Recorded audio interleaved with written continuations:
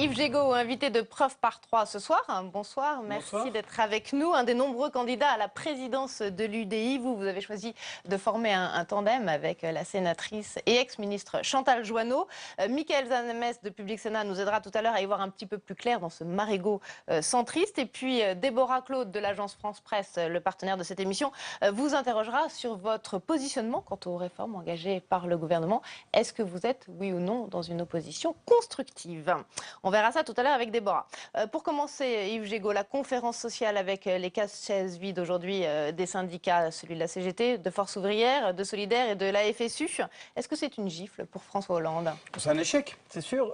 D'abord, c'est un échec sur la forme, puisque c'est la première fois depuis qu'il y a une conférence, les conférences sociales se tiennent avec l'ancien gouvernement, comme avec ce gouvernement, qu'il y a des syndicats et un nombre significatif de syndicats qui s'en vont parce qu'ils ont le sentiment qu'ils ne sont pas entendus ou que le thème de la conférence sociale ne correspond pas à ce qu'ils souhaitent. C'est donc un échec.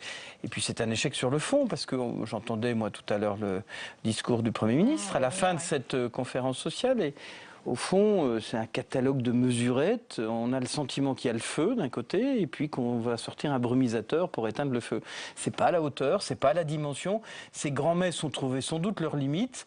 Ça pose d'ailleurs des questions peut-être plus profondes. C'est la représentativité syndicale, la démocratie sociale dans notre pays. Vous dites effectivement un échec pour François Hollande, mais est-ce que vous condamnez aussi la posture des syndicats, de ces 4 syndicats qui ont choisi de ne pas venir aujourd'hui, alors qu'il y a peut-être effectivement des mesures urgentes à prendre pour le redressement de la France ? Sûrement, la chaise vide n'est jamais une bonne chose quand il y a autant de difficultés, autant de chômage, mais au fond, ça pose aussi la question de la représentativité syndicale, de cet éparpillement de syndicats qui se font concurrence les uns et les autres, qui sont pour certains dans une forme de poujadisme, il faut dire les choses telles qu'elles sont. Je crois qu'on a un vrai défi de redessiner la représentation sociale en France, patronale. Le patronat est aussi éclaté en plusieurs représentants, mais aussi syndical.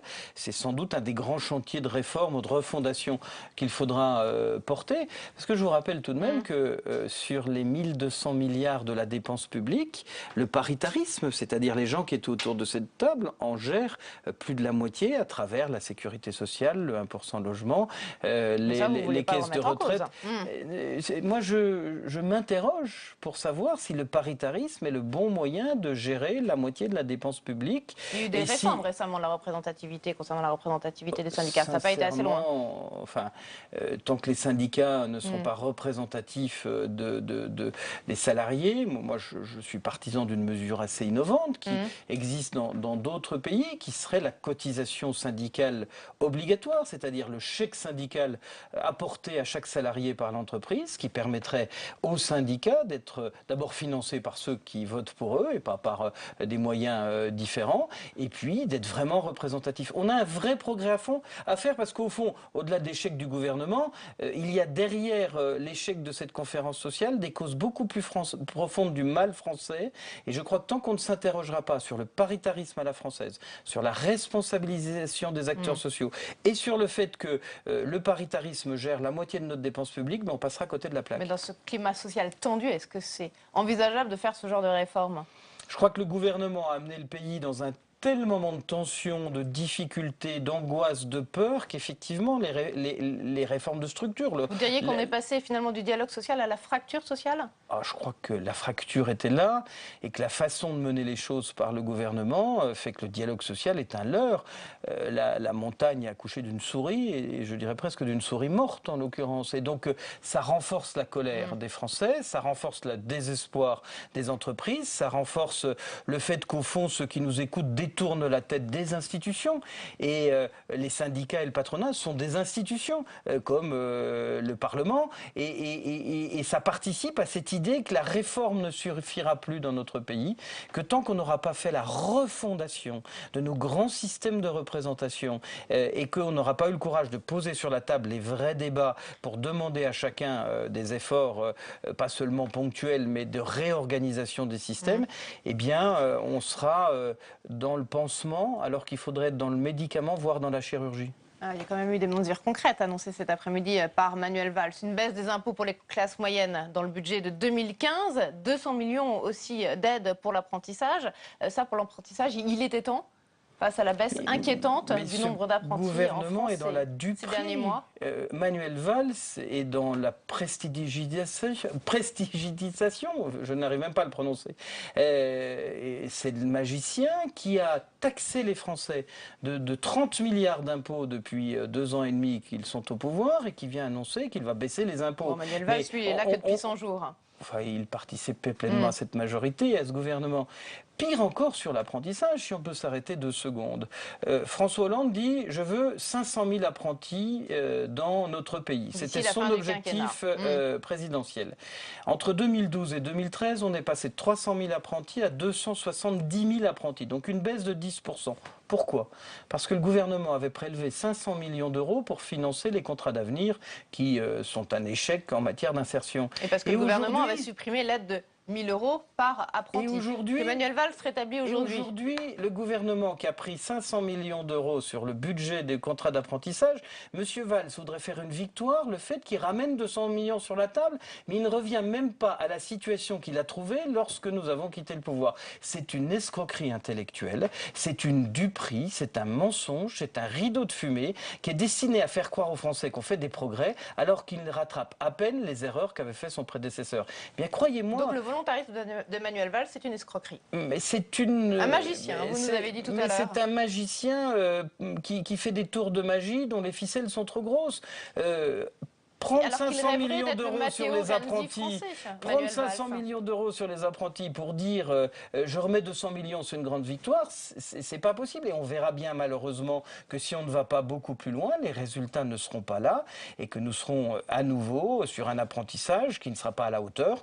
Moi, je vais faire avec Chantal Joanneau, que vous évoquiez tout à l'heure, des propositions très concrètes sur l'apprentissage pour faire exploser le nombre d'apprentis, mais sûrement pas pour juste se contenter de réparer ce qu'on a cassé. Parce qu'au fond, monsieur Valls, il tente depuis 100 jours de réparer avec des tout petits moyens ce que son prédécesseur a détruit, autant en matière d'emploi que d'impôts. Est-ce que vous avez l'impression qu'il y a une répartition des rôles entre François Hollande et Manuel Valls? À François Hollande, le compromis social, et puis à Manuel Valls, des avancées un peu plus fortes, des espèces de coups de menton sociolibéraux. Écoutez, d'abord, j'espère qu'ils travaillent ensemble et qu'ils vont dans la même direction. Je constate que si c'est François Hollande... Oui, mais une répartition des rôles un peu comme ça entre eux. Si c'est François Hollande qui est en charge du dialogue social, c'est plutôt un échec compte tenu de ce qui s'est passé. Et si c'est Manuel Valls qui est pour les grandes avancées, on les cherche. Je rappelle que le 14 janvier, le président de la République nous a vendu dans une conférence de presse que vous avez tous suivie l'idée d'un pacte de responsabilité, qu'elle allait baisser les charges sur les entreprises de façon profonde et qu'elle en échange ont été votés tout à l'heure à l'Assemblée nationale, mais pas par l'UDI. On en parlera tout à l'heure avec Déborah Claude. Pourquoi nous ne les avons pas votées? Parce qu'elles vont s'appliquer à la Saint-Glinglin et que les entreprises, pour ne pas mettre la clé sous la porte, c'est tout de suite qu'il faut faire les allègements de charges. Un des problèmes de ce gouvernement, c'est la procrastination, c'est-à-dire la capacité à remettre toujours au lendemain ce qu'il devrait faire le jour même. Et c'est comme ça que notre pays n'arrive pas à avancer, parce que sur un certain nombre d'orientations, on peut en approuver le principe, mais il y a des moments où, quand il y a urgence, il faut agir d'urgence, et ce gouvernement renvoie au lendemain. Regardez sur l'apprentissage, j'y reviens. On nous dit on veut faire aller de l'avant sur l'apprentissage. Alors on va convoquer une conférence en septembre pour se mettre autour d'une table pour réfléchir. Mais voilà 2 ans et demi que tout s'effondre. Qu'est-ce qu'on attend pour agir et arrêter de parler? Je voudrais qu'on parle maintenant de l'UMP, Yves Gégaud. On va d'abord commencer par regarder cette une de l'Express qui va sortir cette semaine avec Terminator en couverture. Terminator alias Nicolas Sarkozy. Est-ce qu'il a pris en otage l'UMP ? No comment. Moi, j'aspire à être président de l'UDI. On veut construire une force politique qui, justement, se situe entre le socialisme qui échoue et l'UMP et ses inconséquences. On veut bâtir un modèle positif.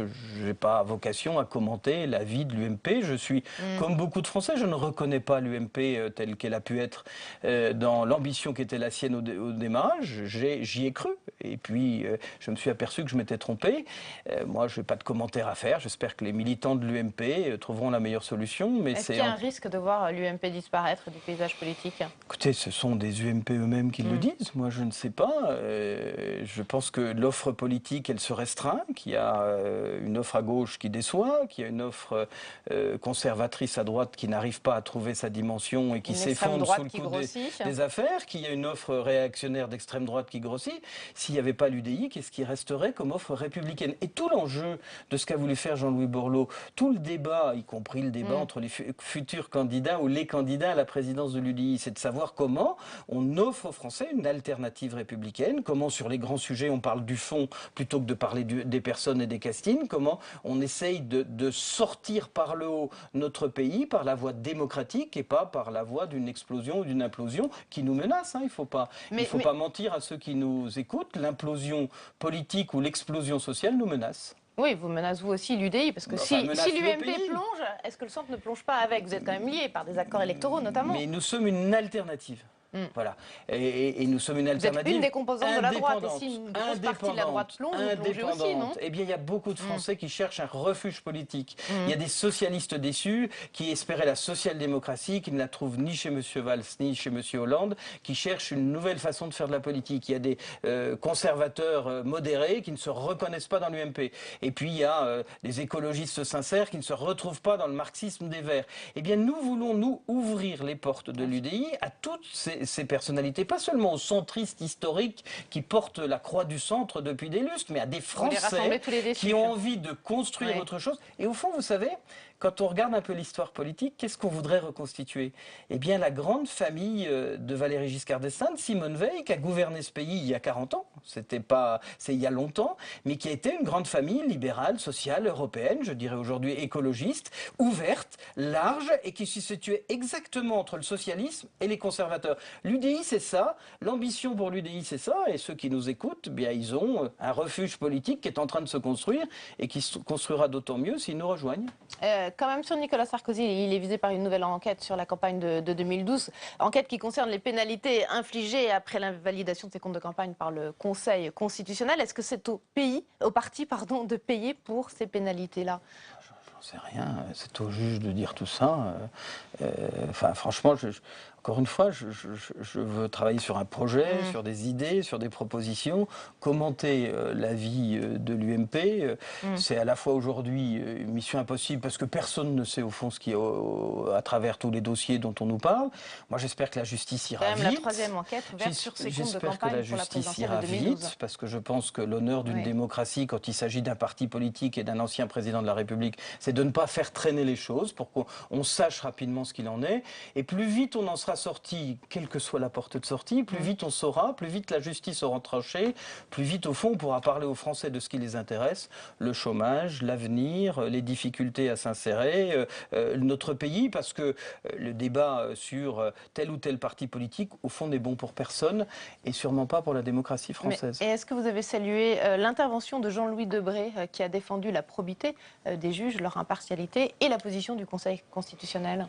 Je crois que s'attaquer aux juges, c'était bien heureux. Je crois que s'attaquer aux juges n'est pas dans une république quelque chose qui est acceptable. Ensuite, si un citoyen estime que la justice exagère à son propos, il y a toute une série de recours possibles qui sont nombreux en matière de droit et qu'il suffit d'actionner. Le climat à la fois des affaires mais aussi de la façon dont ces affaires sont utilisées participe largement à détourner les Français de la classe politique, à nous mettre tous dans le même sac, à faire monter Madame Le Pen qui surfe sur cette démagogie, évidemment, qui surfe sur cette démagogie, et au fond à dire aux Français qu'on ne s'intéresserait pas au cœur de ce qu'ils attendent, c'est-à-dire leur quotidien. Mais moi je voudrais que l'UDI soit le parti qui s'intéresse au quotidien des Français, qu'on parle projet, qu'on parle programme et qu'on ne parle pas seulement du casting. Alors effectivement, on va continuer à parler programme, on va notamment détailler un petit peu votre vote sur les réformes mises en œuvre par l'actuel gouvernement, entre vote, abstention, rejet. Quelle est la position exactement des centristes? Camilla Campucciano a enquêté pour nous. Elle a voulu voir sur quel texte vous avez soutenu exactement le gouvernement. Regardez, puis après on accueille notre confrère de l'AFP, Déborah Claude. Un va-et-vient permanent. Premier exemple, le pacte de responsabilité si cher au gouvernement. À peine annoncé, l'UDI applaudit dès demain. 2014 a commencé par une bonne nouvelle. 6 mois plus tard, le projet de loi est trop loin des ambitions de l'UDI. En avril dernier, le parti propose même un contre-pacte de responsabilité. Finalement, les centristes s'opposent au texte, tout comme l'UMP. Les finances publiques continuent à déraper, c'est pas peine de l'avoir dit et redit au gouvernement. Et on augmente encore d'1,4 milliard, pour être précis, le déficit du budget de l'État. Donc nous avons voté contre, en disant mais attendez, c'est pas cohérent. Nous sommes majeurs et vaccinés, comme on dit, et donc nous pouvons assumer cette ligne politique. Cette identité multiple, l'UDI la revendique. Deuxième exemple, au Sénat, les centristes acceptent de travailler avec la majorité pour, disent-ils, améliorer le texte. Il s'agit de la réforme territoriale. Sur le principe de réformer, nous sommes d'accord. Non seulement d'ailleurs sur ce premier texte, mais sur le deuxième qui va arriver derrière. Nous ne sommes pas dans la majorité, mais ça ne veut pas dire que nous sommes dans une opposition stérile, bête et méchante. Cet assouplissement, un cas loin d'être isolé. Un texte va arriver bientôt sur la réforme ferroviaire. Nos alter ego députés membres de l'UDI ont voté ce texte à l'Assemblée nationale parce qu'ils trouvent que c'est un bon texte. Et nous sommes dans une position plutôt positive. Avec les députés frondeurs, les Verts qui claquent la porte, les centristes pourraient bien incarner une force d'appoint pour les socialistes. Au Sénat, il y a une majorité de gauche, mais il n'y a pas de majorité gouvernementale. Donc on sait que sur les grands textes financiers, etc., il n'y a pas de majorité de gauche. Maintenant, le travail sénatorial est celui de rassembler. Et évidemment, les centristes, sur un certain nombre de sujets, peuvent se retrouver avec nous, nous pouvons nous retrouver avec eux. C'est le cas en ce moment, je l'espère, de la réforme ferroviaire, sur lequel c'est l'intérêt de la France, l'intérêt du pays qu'elle soit votée. Et je crois qu'avec les centristes, nous pouvons nous retrouver. Manuel Valls en arrive même à regretter François Bayrou, une main tendue à laquelle François Hollande a rapidement tourné le dos. Déborah Claude de l'AFP nous a rejoint. Bonsoir Déborah. Bonsoir, bonsoir Monsieur Gégaud. Bonsoir. Alors je rebondis sur le sujet. Vous êtes une force d'appoint à l'UDI? Non. Qu'est-ce que ça vous inspire, cette expression qu'on vient d'entendre? On est très cartésien, hein, on aime les choses, alors on est d'un côté, on est de l'autre, on est Cartésien totalement... ou pragmatique? Non, je dis en France, on est très cartésien. Nous essayons d'être pragmatiques. Nous sommes dans l'opposition. Il n'y a pas d'ambiguïté et il n'y a pas de débat. Sur ce sujet. L'opposition, elle a deux voies possibles. Soit elle est sectaire. Chaque fois que le gouvernement dit quelque chose, elle dit le contraire par principe. C'est le modèle de la Ve République le plus souvent utilisé. Soit elle essaye d'être constructive. Quand un texte, une orientation va dans le bon sens, elle peut s'abstenir, voire voter pour. L'abstention étant... Vous savez, on n'a pas beaucoup d'armes, hein, où on vote contre, on s'abstient, ou on vote pour. Quand on vote pour, ça veut dire qu'on aurait fait à peu près la même chose, c'était le cas effectivement des emplois d'avenir. Quand on s'abstient, ça veut dire que, en gros, ça peut aller dans le bon sens, mais qu'on attend de voir la réalité des choses. Voilà, le programme de stabilité, c'est un très bon exemple. Et le pacte de responsabilité, vous avez voté contre. Je vais vous expliquer pourquoi. Aujourd'hui à l'Assemblée nationale. Je vais vous expliquer pourquoi. Le programme de stabilité fixait des principes. La baisse de la dépense publique et la baisse des charges des entreprises. Ça fait des années... Tout le monde est presque d'accord là-dessus. Ouais. Mais oui, mais ça fait des années qu'on le dit. Alors soit on disait, parce que c'est la gauche qui le propose, on vote systématiquement contre et on s'enferme dans le sectarisme, soit on disait, bon, on s'abstient parce qu'effectivement, nous on dit ça depuis des années, mais on attend de voir. On voit sortir les textes. D'abord, ça prend un temps fou. Et ensuite, les textes, la baisse des charges des entreprises. Une urgence totale, absolue. Il y a des milliers... Vous avez dit c'est à la Saint-Glinglin. Alors, si je m'en réfère à une excellente dépêche de l'AFP de tout à l'heure, c'est bien début 2015. Eh bien, c'est la Saint-Glinglin. C'est pas la Saint-Glinglin. Mais c'est un an après que le gouvernement l'ait proposé. Est-ce que c'est une raison pour voter contre? Mais bien sûr, parce que les entreprises, elles sont en train de mourir aujourd'hui. Parce que, moi, je voudrais vraiment vous faire partager cette idée qu'il y a le feu, que tout s'effondre, qu'on a passé la barre des 5 millions de chômeurs, qu'on a voté quelque chose pour application début 2015, c'est assez rapide. Qu'est-ce qui empêchait le gouvernement? Mais non, qu'est-ce qui empêchait le gouvernement le jour où le Premier ministre... Une ordonnance. Mais bien sûr, quand vous voulez baisser les charges, vous les baissez. Je note vous quand même... Vous préfériez donc que le gouvernement fonctionne par ordonnance, je préférerais qu'il aille beaucoup plus vite. Regardez la baisse des charges. Le rapport gallois de décembre 2012 disait qu'il faut baisser les charges. Nous sommes aujourd'hui en juillet 2014 et on nous annonce une éventuelle baisse des charges en janvier 2015. Il y a des milliers d'entreprises qui se sont cassées la figure depuis ça. Ça n'est pas allé assez vite, c'est ce que vous dites. Je reproche à M. Valls une lenteur mortifère pour la vie économique de notre pays. Et quand il y a le feu, c'est la rapidité avec laquelle les pompiers arrivent qui vous sauve des incendies. Eh bien aujourd'hui, on a un pompier qui non seulement n'arrive pas, n'a pas sorti son véhicule de la caserne et qui nous dit demain peut-être si ça va mieux. Voilà pourquoi on s'oppose aux choses. Aussi sur l'apprentissage, mais il y a un certain nombre de décisions, on pourrait se demander peut-être qu'elles satisfont les centristes sur le compte de pénibilité. ce qui a été annoncé il y a quelques semaines même pas, Le compte de pénibilité... qui a mis les syndicats hors d'eux. Le compte de pénibilité était une idée qui était contenue dans la réforme du gouvernement, qui reprenait d'ailleurs ce que nous avions lancé sur les carrières difficiles, qui transformait le système avec ce qu'on peut appeler une usine à gaz, puisqu'au fond, son application faisait s'arracher les cheveux, notamment aux patrons de PME, qui disaient « mais vous nous rajoutez de la complexité ». J'ai entendu le Premier ministre parler de simplification tout à l'heure, et le compte de pénibilité était la chose la plus compliquée du monde. Que le gouvernement l'ait décalé me semble être une bonne chose, mais si le gouvernement ne le simplifie pas, ça n'arrangera rien de repousser les problèmes à plus tard. Moi, ce que je reproche à ce gouvernement, au fond, c'est pas tant C'est de parler trop de simplification et non. de pas assez l'appliquer. Ce que je reproche à ce gouvernement, sur un certain nombre d'orientations, elles sont globalement consensuelles, c'est de ne pas aller assez vite et pas aller assez en profondeur. C'est de faire de la réformette plutôt que de la transformation profonde. C'est de s'abriter derrière... Et pourtant, Manuel Valls a répété encore tout à l'heure, lors de son discours de clôture de la conférence sociale, il faut avancer. Mais il s'est montré très volontaire une fois de plus. Oui, mais on juge le maçon au pied du mur, au fait, Vous êtes aux plus actes. critique qu'il y a 100 jours, j'ai Mais l'impression. oui, parce que moi, dans le discours de politique générale, j'avais le sentiment qu'on avait un homme d'énergie, que les choses allaient avancer, qu'on allait regarder... Vous êtes un déçu de la méthode Valls. Voilà, je suis un déçu de la façon dont le gouvernement, quand il prend des bonnes orientations, n'arrive pas à les mettre en œuvre. Et pourquoi il ne les met pas en œuvre? Il ne les met pas en œuvre d'abord parce qu'il n'a pas la force politique pour surmonter les blocages du pays qui existent. Vous avez dit tout à l'heure, tout est long. Ben oui, mais quand on a de la force politique, il faut accélérer les choses. Et puis deuxièmement, parce qu'il Le temps parlementaire, il est difficile de l'accélérer par une baguette magique, si je puis... Honnêtement, si vous voulez baisser les charges, vous prenez une décision, vous les baissez immédiatement. Et ça peut s'appliquer au 1er août. Et puis la deuxième raison pour laquelle ce gouvernement n'arrive pas à avancer, c'est qu'au fond, il n'a plus de majorité. Et qu'il y a une ligne de fracture idéologique. Alors vous appelez ça les frondeurs. Mais au fond, on sent bien sur le que vote du projet de loi contre. La social-démocratie, que la politique de l'offre portée par Manuel Valls n'est pas partagée par sa majorité. Est-ce que vous estimez que les 35 frondeurs d'aujourd'hui à l'Assemblée nationale sur le vote du budget rectificatif de la sécurité sociale, ces 35 frondeurs, ils sont sortis de la majorité? C'est ce que vous dites aujourd'hui? Moi, j'ai entendu M. Germain qui a dit « j'ai pas été élu pour mener cette politique-là ». C'est clair.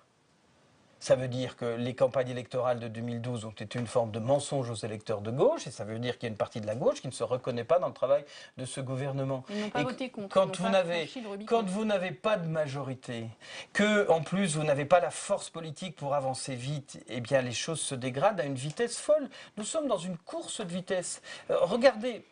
Pardon, c'est pas pour être négatif par nature, mais tous les indicateurs sont au rouge. Le déficit, la dette, le nombre de constructions de logements, les contrats d'apprentissage, le chômage. On vient de passer les 5 millions de chômeurs, c'est du jamais vu. Alors il y a peut-être un point qui va vous satisfaire. Manuel Valls a confirmé cet après-midi des négociations autour des seuils sociaux. Oui. Mais qu'est-ce qu'empêchait de dire je décide, je demande au Parlement, et par exemple les seuils sociaux passent de 10 à 20, de 20 à 40, de 50 à 100 immédiatement. Et c'est appliqué immédiatement. Enfin, ça fait partie des choses où si vous avez... Ça a l'air un peu compliqué parce que visiblement ça fait des années que les syndicats sont contre. Mais nous sommes dans un pays des conservatismes où si vous voulez vraiment faire en sorte que le pays retrouve son dynamisme, il va falloir un peu renverser la table. Et c'est pour ça que je dis que la méthode de M. Valls pose un problème, parce qu'on voit bien qu'il n'y arrive pas sur ce sujet. Moi, je lui conseillerais de regarder ce qui se passe en Italie avec le jeune Premier ministre Renzi, qui est proche de lui, qui est un homme de gauche, de centre-gauche, et qui a décidé, avance, va supprimer le Sénat. De la classe politique française, mais oui, mais pas tant sur le fond que sur la méthode. Je suis persuadé qu'une des solutions pour sortir de notre pays de la difficulté, c'est pas tant ce qu'il faut faire, parce qu'après tout, au fond, les gens raisonnables disent tous ce qu'il faut faire. C'est comment le faire et à quel rythme le faire. Et si l'UDI peut avoir un apport dans la vie politique, c'est sans doute de travailler sur la méthode, sur la façon, sur la profondeur des réformes, et que c'est de cette méthode que peut naître le succès. Et effectivement, ce qui se passe en Italie est assez intéressant parce que sur la méthode, on voit qu'il peut aller vite. Et pourtant, l'Italie est une démocratie parlementaire qui a les mêmes contraintes que nous, mais que quand on veut, on peut aller vite. Les seuils qui bloquent le développement des PME, moi je dis ce soir sur votre antenne au gouvernement, baissez-les au 1er août. Faites en sorte de faire que les seuils soient ramenés, encore une fois, de 50 à 100, de 10 à 20 et de 20 à 40. Donc, en passant par-dessus la tête des syndicats. Mais en passant par le Parlement. Enfin, la démocratie. Et faisons-le à ce moment-là pour 3 ans, pour un temps limité, histoire de relancer le pays. Ça se fait immédiatement. C'est une capacité que devrait avoir ce gouvernement de bousculer un peu les choses. S'il compte sur les syndicats qui ne le soutiennent plus et sur des représentants qui ne veulent rien changer, on ne changera jamais rien. Donc on fera de la réformette, des petites mesures. Au fond, c'est ce que je vous disais en début d'émission. Moi, je pense que face à la maladie qui est la nôtre, le gouvernement vient avec une boîte de pansement. Il faut venir avec des médicaments lourds, voire passer à la chirurgie sur un certain nombre de sujets. Et en l'occurrence, c'est pas difficile. Voilà, baisser les charges, il faut trouver de l'argent, augmenter les seuils des entreprises. C'est une décision politique, il suffit de la voter au Parlement avant la fin du mois de juillet. La réforme territoriale où les partenaires sont plutôt les élus, dont vous êtes, vous pensez quoi des dernières évolutions? Là, cet après-midi, on a appris qu'il y allait y avoir un amendement qui va réagencer le mécano avec Limousin et l'Aquitaine finalement qui vont se rejoindre. Qu'est-ce que vous pensez de cette réforme? Que va-t-il en advenir? C'est l'hôtel. Il faut la faire au 1er août aussi. Si vous voulez, cette réforme, c'est l'hôtel de la reine Péto. Je n'ai jamais vu ça. Moi, j'ai été reçu par le président de la République comme responsable de l'UDI et nous lui avons dit que la simplification territoriale, ça allait dans le bon sens. Il fallait qu'il y ait les 3 objectifs, des régions plus efficaces, moins dépensières et plus lisibles pour les Français qui ne comprennent rien à l'organisation territoriale. Donc ça, c'est pas la carte qui a été présentée par le gouvernement. On aurait pu penser que le gouvernement fixe des critères. Une région plus efficace, c'est une région qui a X millions d'habitants, qui a tant d'aéroports, tant d'universités, tant d'infrastructures qui lui permettent d'exister. Pas du tout. Le gouvernement dit, les régions actuelles, d'abord, je touche pas, j'enlève pas un département d'une région, donc je colle des régions entre elles, et je le fais pourquoi? Et vous savez pourquoi? Parce que si on commence à toucher au département, il y a autant d'opposition qu'il y a de départements français. Et alors, si on bâtit ça sur des critères... Mais vous qui voulez aller vite. Si on bâtit ça sur des critères objectifs, les Français ils sont capables de comprendre qu'une région aujourd'hui, c'est plutôt quand on peut avoir une façade maritime, avoir des aéroports internationaux, avoir un certain nombre de critères.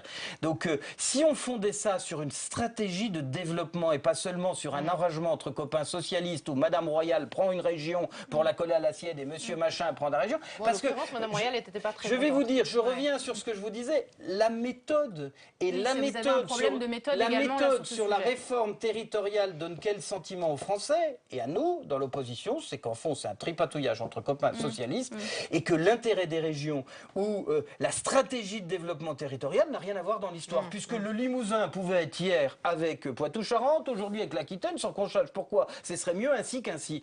Moi, je pense qu'il faut reprendre le travail. Nous avions demandé des états généraux des territoires en juillet. On aurait pu mettre tous les élus autour d'une table, donner quelques grilles assez simples de décision et ensuite soumettre un référendum en septembre. Et moi, je pense que les Français, ils étaient prêts à accepter. Si vous leur disiez, voilà la nouvelle carte des régions, elle a été fondée sur tel critère, il y aura moins d'élus, plus d'efficacité, moins de dépenses publiques. Eh bien, croyez-moi que sur un référendum de cette nature-là, les Français disaient banco. Tous les référendums sur ce genre de réorganisation territoriale ont été perdus.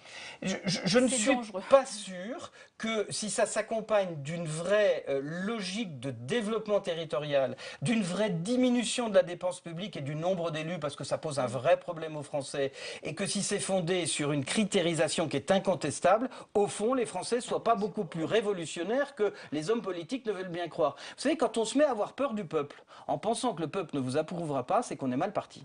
Dernière question des Alors, je vais m'en permettre quand même deux. Allez, allons-y, deux qui n'ont rien à voir, comme ça sera très simple. Non, simplement, est-ce que vous êtes en campagne électorale à l'UDI, vous, Hervé Morin, Jean-Christophe Lagarde, est-ce que ça nuit pas un peu au travail de fond de votre parti? Avant, vous aviez des contre-gouvernements avec Jean-Louis Borloo, qui n'est plus actuellement là. Est-ce que ça retarde pas un peu le travail sur le projet? Et puis, question de méthode, vous aviez aussi appelé de vos voeux des états généraux de l'opposition. Plusieurs fois, j'ai l'impression que cette idée est un peu passée dans Alors, le vide. Qui vous a répondu et pour faire quoi? Voilà. Les deux questions sont très liées, au fond. Les deux questions, non, mais sont très liées. Est-ce que tout est en stand-by? Sur l'UDI, Voilà. oui.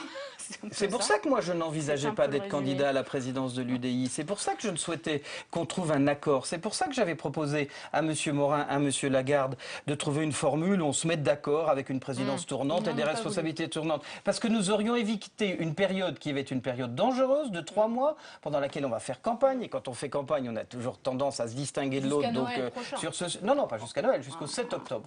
Et après, il y a le congrès. On va en parler dans quelques instants. Attendez, je termine, mais nous aurions été, à mon avis, bien avisés d'accepter ce que je proposais. Ça n'a pas été souhaité. Effectivement, l'UDI, pendant cette campagne, ne travaillera pas sur le fond, mais sera en compétition. C'est aussi la vie démocratique. Et quant aux états généraux de l'opposition pluraliste, il faudra qu'ils se tiennent le jour où l'UDI aura sa gouvernance et on saura ce que l'UMP est devenu. À mon sens, c'est plutôt en décembre de cette année que maintenant. Plutôt en 2015, en même temps que les allègements de cotisation. Voilà, merci Oui, Déborah. sauf que nous ne l'aurons pas promis 3 ans avant nous. Merci Déborah. On va parler maintenant de l'UDI avec Michael Zamès et de la guerre de succession depuis le retrait de Jean-Louis Borloo. L'UDI attire les convoitises, on l'a dit tout à l'heure, pas moins de 6 candidats, dont le tandem que vous formez avec Chantal Joanneau. On voit tout ça avec Samia Béchir. Pas moins de 6 candidats se disputent aujourd'hui la succession de Jean-Louis Borloo.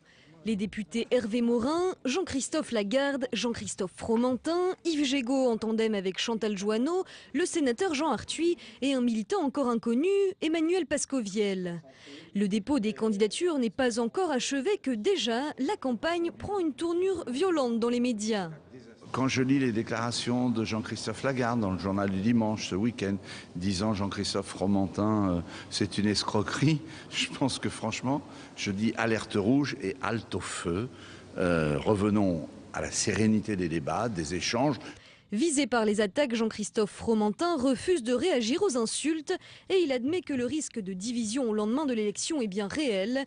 Car l'UDI reste une fédération de plusieurs partis créée en 2012 par Jean-Louis Borloo pour fédérer les centristes. Si chacun reste sur sa chapelle et sur son petit système, il est clair que cet éclatement restera et que ceux qui n'ont pas gagné risqueraient de quitter l'UDI ou d'être en marge en ayant leur trésor de guerre qui leur permettra de survivre. Moi, ma force, c'est que je n'ai pas ce trésor de guerre. L'UDI pourrait ne pas survivre à l'absence de son chef fédérateur, à moins qu'il ne décide de revenir. N'oublions pas que Jean-Louis Borloo est en train de se rétablir. Imaginez qu'effectivement il y ait, l'UDI soit au bord de l'implosion, de la disparition, etc. Quel est le seul qui serait le Messie? Ce serait Jean-Louis Borloo. Les candidatures sont ouvertes jusqu'au 13 juillet. La campagne s'annonce tendue jusqu'à une élection sûrement à 2 tours en octobre et en novembre. Allez, alerte rouge à l'UDI, c'est pas moi qui le dis, c'est Maurice Leroy dans le sujet. Michael Zamès de Public Sénat nous a rejoint pour vous interroger sur cette situation. Bonsoir Yves Jégo. Bonsoir. Est-ce que c'est la guerre des ex-UMP contre les centristes? On va les appeler comme ça. Je crois que moi, je l'ai dit à l'instant, je le répète, je plaidais, je n'avais pas envisagé d'être candidat, j'avais accepté un intérim, je plaidais pour une chose assez simple, qui était une entente entre tous les leaders, avec une collégialité absolue. On vous a entendu sur cette question, oui, mais finalement, il n'y a pas d'accord. C'est important de le répéter. On va à une confrontation. Il faut qu'elle soit effectivement régulée, qu'elle soit démocratique. Il y a plusieurs choix possibles. D'abord des choix de personnalité un peu différents, de caractère. C'est d'abord un choix de personnalité? Ça existe. Il y a des différences de personnalité. Il y a aussi peut-être des différences d'approche, effectivement. L'UDI s'est construite grâce à Jean-Louis Borloo en fédérant des familles qui avaient explosé depuis 15 ans, l'ancienne UDF, au gré des conflits de personnes. Bon, on retrouve ces conflits de personnes qui sont un peu réimportés chez nous. Moi, la vision que je porte, parce que c'est de ça dont je peux vous parler, pour être positif, et moi je ne veux en rien critiquer des amis avec qui on travaillera ensemble, et c'est pas parce qu'on est en compétition qu'au bout du chemin, on ne travaillera pas ensemble. Ah oui, quand même, c'est possible. Vous vous ressemblerez à la fin, c'est sûr, quoi qu'il arrive. Enfin, quand vous êtes concurrent avec un autre journaliste pour un poste, vous pouvez faire un peu la course à l'échalote, et ensuite vous travaillez ensemble. J'ai regretté les propos de Jean-Christophe Lagarde dans le JDD, et je considère que sur ce sujet, et comme tout ce genre de compétition, c'est le risque. Moi, Dites attention, ligne rouge. Je veux faire une campagne positive, je veux faire une campagne qui parle du projet et des idées. Non, mais On n'est pas crédible. Si on n'est pas dans le créneau dans lequel on nous a décidé de nous enfermer, c'est-à-dire de dire qu'on se ferait la guerre, on peut pas s'exprimer. Donc moi, je vous dis clairement, je veux faire une campagne positive. Et qu'est-ce que je veux porter avec Chantal Joanneau? C'est un peu l'esprit de ce que portait Jean-Louis Borloo. C'est une UDI qui ne se résout pas simplement au centriste historique, parce que j'entends bien ce que vous dites. Beaucoup disent, mais Yves Gégaud et Chantal Joanneau, ils étaient à l'UMP, comme Jean-Louis Borloo. On dirait d'ailleurs que tous les déçus de l'UMP se retrouvent à l'UDI. Comme Jean-Louis Borloo, comme beaucoup d'autres. Mais quand vous créez un nouveau parti politique, vous ne le créez pas ex nihilo, vous le créez avec des gens qui ont une histoire politique. Et il y a deux options possibles pour l'UDI. Soit on interdit à tout celui qui n'a pas été centriste toute sa vie, qui n'a pas mené la guerre du centre pendant les 15 dernières années, on lui interdit de venir à l'UDI. C'est un choix, c'est pas le mien. Les adhérents centristes veulent un centriste. Mais ils ont raison. Et ils choisiront celui qu'ils voudront. Les adhérents sont libres. Sur ce sujet, moi, je suis très respectueux. Moi, je leur propose un chemin. C'est une UDI large qui part du centre et du rassemblement des centristes. J'ai mené la campagne avec Marielle de Sarnez pour les élections européennes. Je suis celui qui peut fédérer le centre pour des combats électoraux. Mais ce que je veux vous dire, c'est que je veux élargir l'offre politique. Moi, je voudrais qu'à l'UDI viennent... Donc aux écolos, ce que vous nous avez dit des tout à l'heure. socialistes déçus, Chantal Joanneau, elle est extrêmement crédible pour tous les gens. Les socialistes déçus, ils vont plutôt vers le front de gauche. Mais pas sûr. Mais il y a des sociodémocrates qui ont voté François Hollande, qui s'en mordent les doigts et qui cherchent un nouveau refuge politique. Il y a des UMP effectivement déçus. Alors on va leur dire, parce que vous êtes UMP, vous n'êtes pas assez pur pour nous. Mais tout ceci n'est pas sérieux. En fait, vous savez, c'est très simple. Il y a les socialistes, les conservateurs. Nous, on veut être la famille du progrès. Du progrès, de ceux qui veulent aller de l'avant, au centre de la vie politique, mais du progrès, au centre, dans l'opposition, et du progrès. Est-ce que vous êtes l'héritier de Jean-Louis Borloo? Je veux avoir l'humilité de ne pas me placer à ce niveau-là. Moi, je suis venu... vous avez tort, c'est votre tour maintenant. Je suis venu au Parti radical, dont je suis un des vice-présidents. Puis j'ai participé à la construction de l'UDI à cause, avec et pour Jean-Louis Borloo. Il m'a confié le poste de numéro 2. Quand il est tombé malade, il m'a demandé d'assurer l'intérim. Donc je ne vais pas dire que je ne suis pas dans l'héritage de Jean-Louis Borloo, mais je voudrais aussi que... Et maintenant qu'il va mieux. Mais je voudrais aussi que d'abord... Est-ce qu'il envisage de revenir en politique? Je voudrais aussi que ceux qui n'ont pas le même parcours que moi, on puisse travailler ensemble. Encore une fois, quand je mène la campagne des Européennes avec le MoDem, je la mène bien d'une façon que tout le monde a salué sur ce sujet. Quant à Jean-Louis Borloo, il va mieux et on peut s'en réjouir. Il a décidé de ne plus faire de la politique opérationnelle. Il ne reviendra pas ni un poste de député, ni un poste de président de parti. Mais il n'a pas décidé de se taire. Justement, il vous parle un petit peu sur la campagne, qu'est-ce qu'il vous dit? Tous les jours, on se parle avec Jean-Louis Borloo. Est-ce qu'il parle aux autres candidats? Mais j'imagine, on se parle de politique, on se parle de beaucoup de choses. Et au fond, sa voix, elle est importante. Et au fond, peut-être que dans la situation de notre pays, de désespoir, de désarroi, de déshérence, la créativité de Jean-Louis Borloo peut nous être utile. À quel poste, comment, c'est lui qui le décidera. Moi, je m'engage pour construire une force politique, un parti politique au centre de la vie politique de notre pays, qui travaille à un projet de renouvellement de l'offre politique et de refondation du pays. Et ensuite, on trouvera quel est... Non, mais ensuite, on trouvera quel est le héros, celui qui caste, qui porte tout ça. Par exemple, on va être très concret. Qu'est-ce qui fait la différence entre vous, Hervé Morin, ou Jean-Christophe Fromentin, peut-être sur la famille, justement. Jean-Christophe Fromentin, il représente une tradition démocrate, chrétienne, très conservatrice sur les valeurs de société. Moi, je suis beaucoup plus progressiste. Hervé Morin, il représente, il est président du Nouveau Centre, il est sur l'offre centriste, il a hélas participé à beaucoup de combats. Moi, je suis originaire du gaullisme social et je suis radical, c'est-à-dire pour les valeurs de la République et de la laïcité. Et je suis plutôt par nature un progressiste qui veut des avancées et un créatif comme l'était Jean-Louis Borloo. Eh bien, si on est capable, je vais vous dire, si on est capable de nous assembler tous avec le leader que choisiront nos adhérents, eh bien, on peut offrir une alternative parce qu'au fond, les gens qui nous regardent, ils se disent, ils sont bien, ils sont bavards avec leur parti politique. Qu'est-ce qu'ils vont faire de la France? Et moi, je voudrais porter une UDI qui est capable de dire les yeux dans les yeux aux Français, voilà ce qu'on veut faire de la France, voilà le temps que ça va prendre, voilà comment on va s'y prendre et voilà avec qui on va le faire. C'est ça la noblesse du discours politique. Je vous ai demandé des nouvelles de Jean-Louis Borloo, je voudrais vous demander des nouvelles d'autres personnes. François Bayrou. Il va très bien, on s'est parlé encore récemment et on a vocation évidemment à cheminer dans la même direction avec le MoDem. C'est pas lui qui aurait dû être le leader naturel en se disant Jean-Louis Borloo est parti. Mais à ma connaissance, il n'a pas adhéré à l'UDI, il souhaite un MoDem indépendant, il a raison. Moi je souhaite une UDI indépendante, je crois que j'ai raison, mais ça va, indépendant, ça veut dire qu'on ne travaillera pas ensemble. Regardez les Notamment Européennes. pour la présidentielle de 2017. Mais pour les combats pour la France, pour le projet, parce qu'avant de dire... Avant de savoir qui sera Mister France ou Miss France 2017, il faut savoir ce qu'on veut faire de la France. Et moi, je suis prêt. Et moi, je suis prêt à travailler avec tous ceux qui le souhaiteront. Le MoDem, évidemment, les plus modérés de l'UMP, s'ils le souhaitent, pour un vrai projet. Et l'UDI doit être l'axe central de ce projet pour la France, de refondation du modèle français. Croyez-moi, ça dépasse le casting. Est-ce que je suis inquiet pour savoir si on va trouver... Est-ce que je suis inquiet pour savoir si le jour voulu, on trouvera un leader pour incarner tout ça? Eh bien non, parce que des leaders, on en a plein. Et alors, des gens qui ont envie d'être président de la République, à l'UDI, j'en ai plein. Moi, je voudrais qu'on commence par travailler sur le projet et qu'ensuite on mette les ambitions des hommes après le projet et pas avant. Vous savez, voilà, c'est peut-être la différence avec les autres. Votre projet? Le projet, d'abord, il faut que je sois élu président de l'UDI. Moi, j'ai un an. Mais bien sûr, je vais publier à la rentrée un certain nombre de propositions, ou en tout cas de principes qui me semblent importants.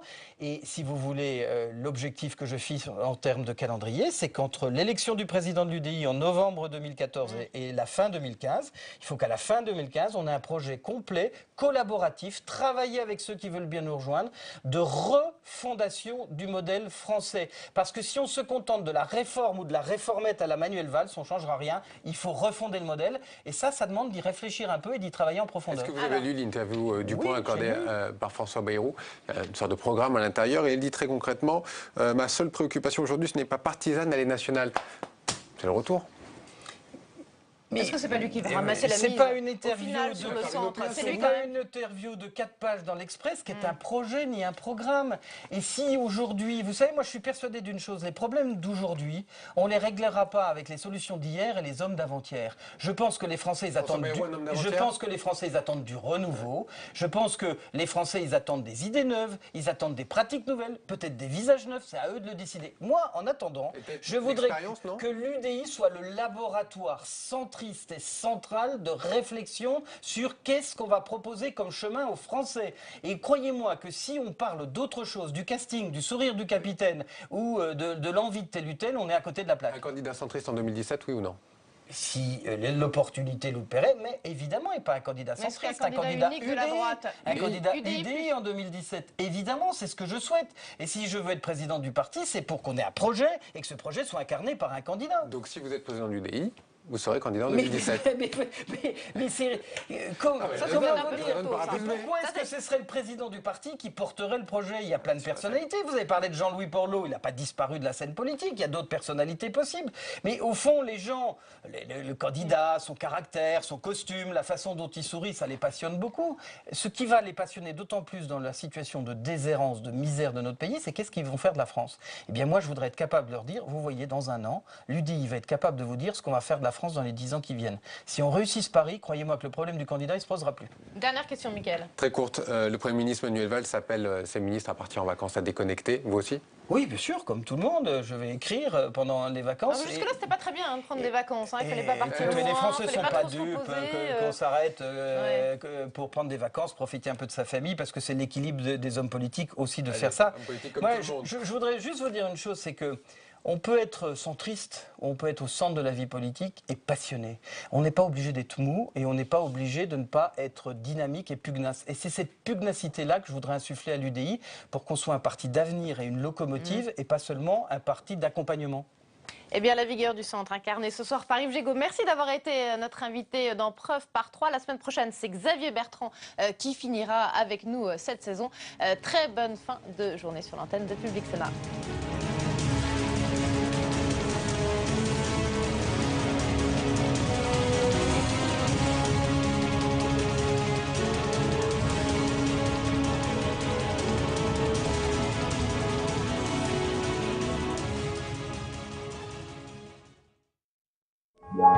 Public Sénat entre en campagne des sénatoriales et vous propose de suivre